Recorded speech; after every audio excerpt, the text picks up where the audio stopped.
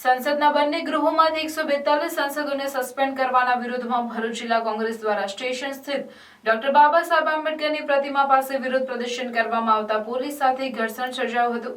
પોલીસે કોંગી કાર્યકરોની અટકાયત કરી હતી।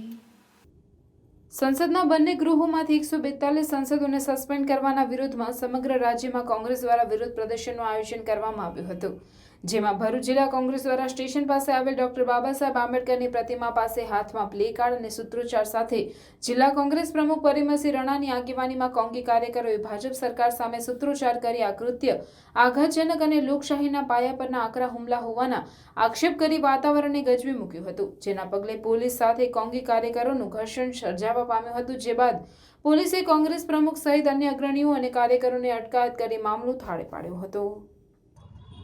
શાસક પક્ષ પોતાને કઈ રીતે વિપક્ષને દબાઈ દેવાના જે પ્રયત્ન કરી રહેલા છે, ત્યારે 142થી વધારે સાંસદોને જ્યારે સસ્પેન્ડ કરવામાં આવેલા હોય ત્યારે સમગ્ર દેશની અંદર, સમગ્ર રાજ્યની અંદર અને આજે ભરૂચ જિલ્લા કોંગ્રેસ સમિતિ દ્વારા પણ એનો ઉગ્ર વિરોધ પ્રદર્શન કરવામાં આવેલું છે। સરકાર પોલીસને આગળ રાખીને કોંગ્રેસનો કાર્યકર્તા કઈ રીતે અવાજ ના ઉઠાવી શકે એવા તમામ પ્રયત્ન કરવામાં આવી રહેલા છે, ત્યારે એનો ઉગ્ર આજે વિરોધ કરીએ છીએ।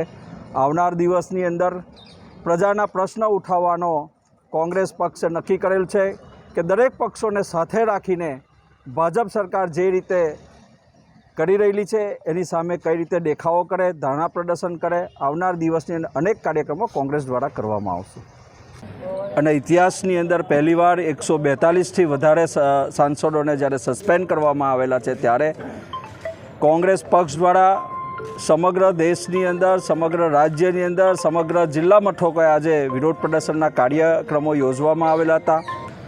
આ સંસદની અંદર પક્ષ દ્વારા જે રીતે લોકતંત્રની હત્યા કરવામાં આવે છે એ ક્યારેય કોંગ્રેસ પક્ષ ચલાવી લેવાનું નથી।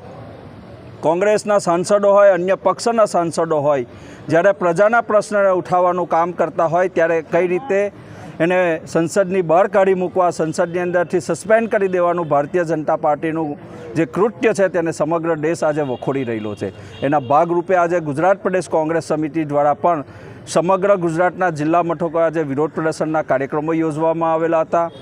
સ્વાભાવિકપણે છે કે ભારતીય જનતા પાર્ટીનું શાસન હોય, પોલીસને રાખીને કોંગ્રેસનો કાર્યકર્તા પ્રજાનો અવાજ ના ઉઠાવે એની કઈ રીતે ધરપકડ કરી લેવી અને પોલીસ સુધી લઈ જવો, ત્યારે આ ઘટનાને અમે વખોડીએ છીએ। આવનાર દિવસની અંદર ઉગ્ર આંદોલન કોંગ્રેસ કરશે।